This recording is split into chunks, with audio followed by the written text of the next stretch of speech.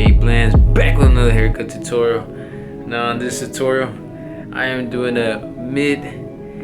Wait, before you even go on that, are you even subscribed to my YouTube channel? Come on, man, I'm giving you all the sauce, man. You know what I'm saying? I'm giving you the secret ingredients for the nice, smooth, clean. I'm doing a mid fade. Now on this mid fade, I did slap the number 4 on top. I forgot to record that part. I did slap the number 4 on top, and then I did a nice mid fade. Now on this tutorial is the most basic and easiest ones. But when I was first starting, I've never seen no YouTuber do the simple, basic number 4 on top fade. And sometimes when I went to barber school, that's what they wanted. And I'm like, well, I actually never seen nobody do that. Guess what? I got you. You know who? Rudy 8 Blends. Rudy 8 Blends back with another haircut tutorial. Now this one, like I said, is going to be a mid fade. So right now I'm using my Barber Pro skeleton trimmers, and I'm doing a harsh bald line. So if you're a beginner barber, I wouldn't recommend you doing this. And if you do this, because I'm pretty sure a lot of y'all don't listen, then I would say just get some other trimmers that are not too sharp, you know. So that way, when you're doing the harsh line, it's not really too harsh.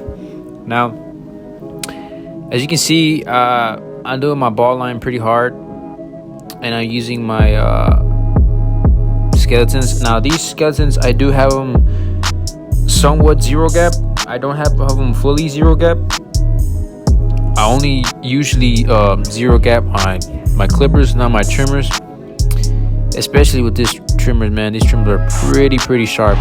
Now as you can see, mostly by the neck area, I am going downwards, because that's his hair grows up. So remember, you're going against the grain. So you're going against the grain, I'm going for his hair was up, so I gotta go down.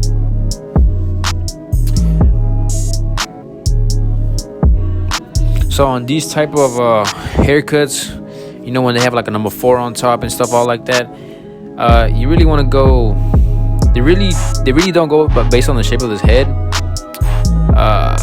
Like for example, what I'm trying to say is, if they have that big old occipital bone at the back, the big old bone in the back of his head by the neck area, and even if they have a number 4, what I would do in that type of situation, I would go above the bone, or is exactly the same amount of wherever I left the line at from the front area.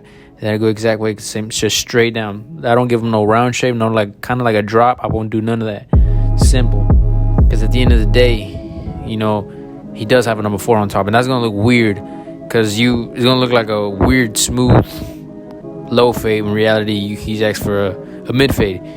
You see what I'm trying to say? It's like you can't really do like a drop fade on those type of haircuts unless they ask for it. By all means, client consultation is first thing priority. Now, when we moving forward, now we're using the Barber shaver, and I am sometimes flipping the clipper or the shaver over, and I usually go downwards. So I go all the way up and then go downwards, especially by the ear, pretty more sensitive area. When I first started cutting hair, I don't know why, you know, it's a shaver and I'm still nicking people. Ridiculous. Take your time, be nice and smooth. Now, if you are shaving multiple times on the same one spot, then that probably means the full shaver, it doesn't work anymore, so you have to change the shaver out. I remember when I first started cutting hair, I would buy the shaver and I wouldn't change it, and I would just struggle to keep changing it. Now I know a lot of people be like, hey, you know, how often are you supposed to change it? Well, that really depends on how many heads you cut. If you cut like, you know what I'm saying, let's say 50 heads or 100 heads a week. If you do all of that, then I'll say about every 2 to 3 weeks, then you should change the shavers, especially on your clippers as well. On my clippers, I personally change them every 3 weeks, or sometimes every month. It depends how busy I am.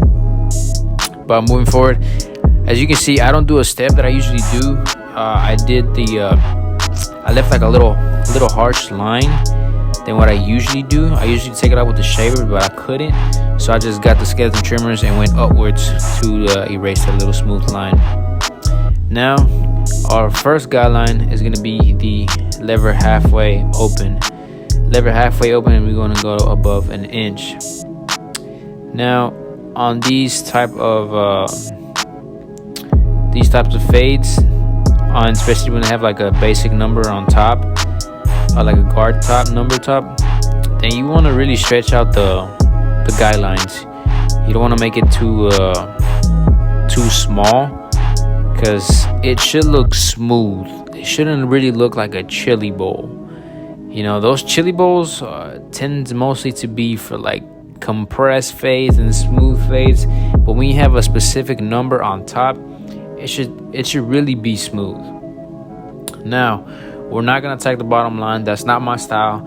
What I like to do is I usually do another guideline, but in this case I was like, you know what, I'm gonna do something different. What I usually do when I'm trying to speed up the work and I'm behind, I usually start with the one guard close and then open, but I don't leave a guideline. So what do I mean by that? So this one's kind of basically I'm fading. I'm starting to fade already. So as you can see, I'm using the corners. I'm not using the whole blade because I'm not leaving a guideline. So I'm using the corners. When I'm using the corners, you're kind of doing like an X motion, You know what I'm saying? So with the one guard closed, you do like the X motion, and then you do the other side of like an X motion. You do one side and the other side, and then you do with the lever open, and then boom, same thing, like an X motion. Now on these type of fading techniques, it's a little bit different, you know. I remember when I was first starting to cut hair, I was kind of scared to go too up, so I was always on the same spot. And nah, man, when you fading, you go up. You know, it's you gotta fade it. It's a haircut. Boom, just go up. The worst case scenario is just, you know, a higher fade.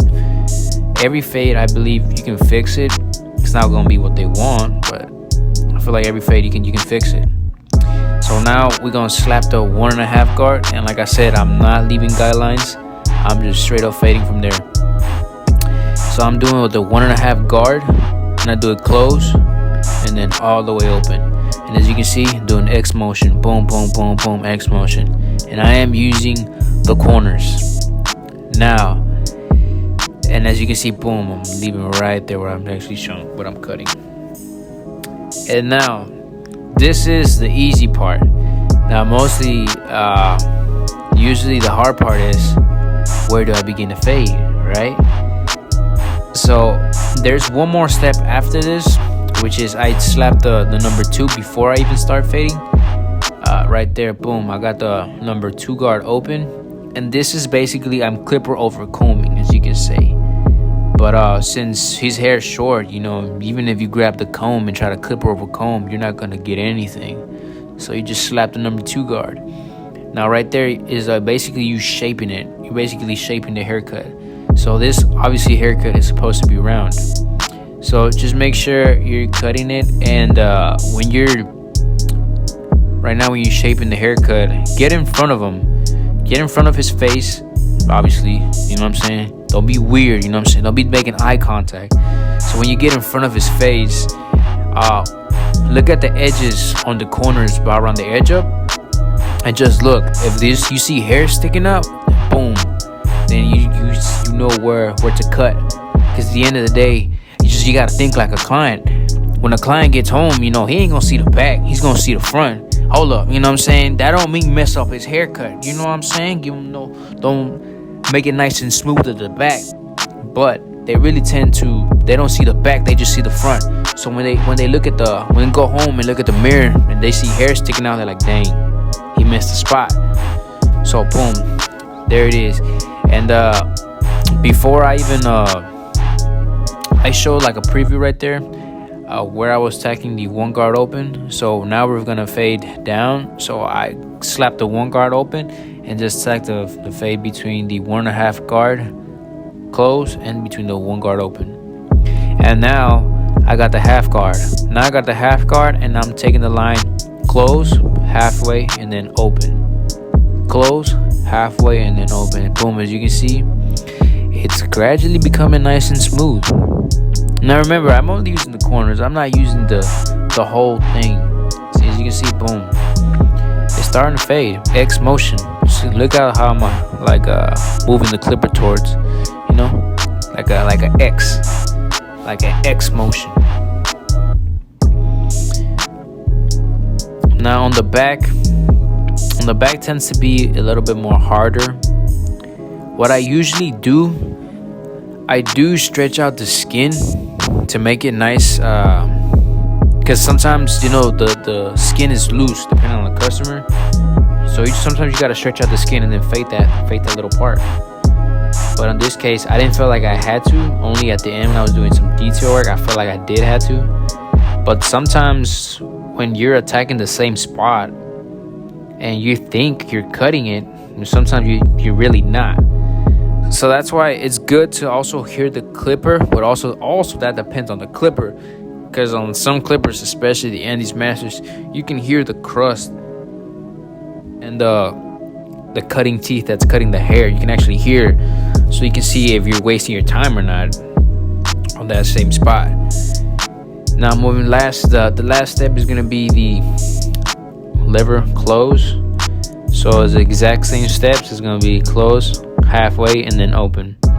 So I know it looks like I'm using the whole blade, but I'm not. I'm only using the corners of the blade. So as you can see, boom, I'm going pretty straight up, and try to do somewhat as an X motion.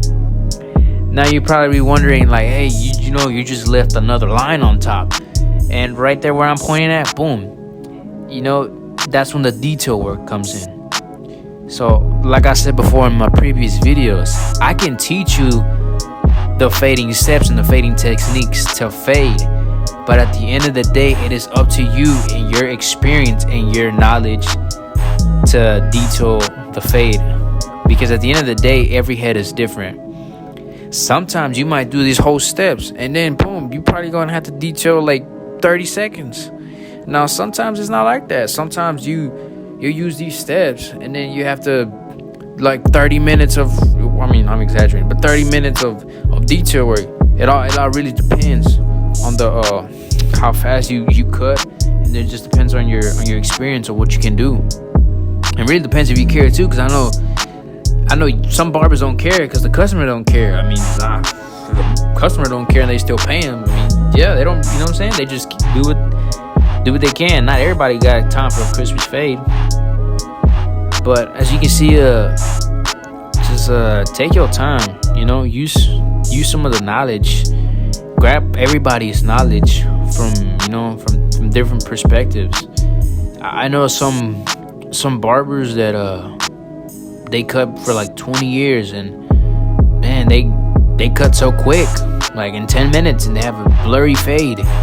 But like I said, those 20 years, it takes repetition. You know what I'm saying?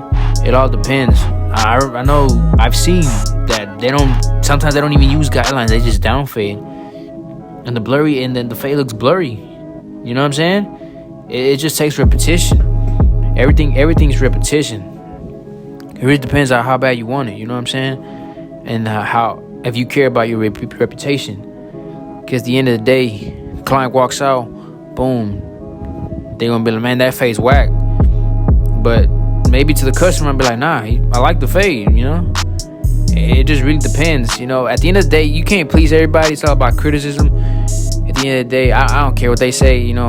A haircut's art, you know what I'm saying? Some art's messed up. At the end of the day, some people be buying some messed up art for like millions of dollars. You know what I'm saying? You basically gotta sell yourself. You gotta sell how much you love the industry and how much you can make them feel like if they're important. Moreover, as you can see, I've changed clippers. I changed clippers to my detail work clippers. And now at the end of the video, you're gonna see me going back, because I try to detail these, but for some reason I really couldn't take out the little spots that I had that I really wanted to take out, so I had to just keep moving forward and stuff like that.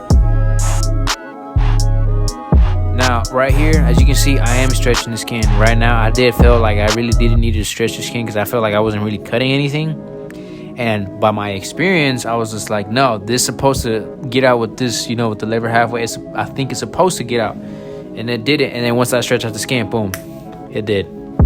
So like I said, that's when the experience comes in, the repetition. When I right there, I did feel like I left too much bulk, like extremely too much from the fading that I was doing. So I went back to slap the number 1 guard, and I believe I went back in there too to do with the half guard as well.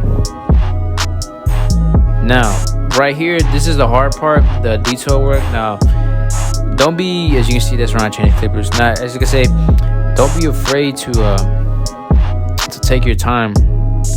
I know some customers be like, hey, you know, you need to hurry up, I don't have all day. I mean, if a customer tells you that, because I have had a customer, they've told me that before, be like, hey man, hurry up, like dude, what are you cutting? And I'm just like, man, you don't see this big old line around your head? So if they tell you that, man, just take the L, move on. But check out this new fade, boom, awesome. Make sure you like, subscribe, and comment. Appreciate all of y'all. God bless.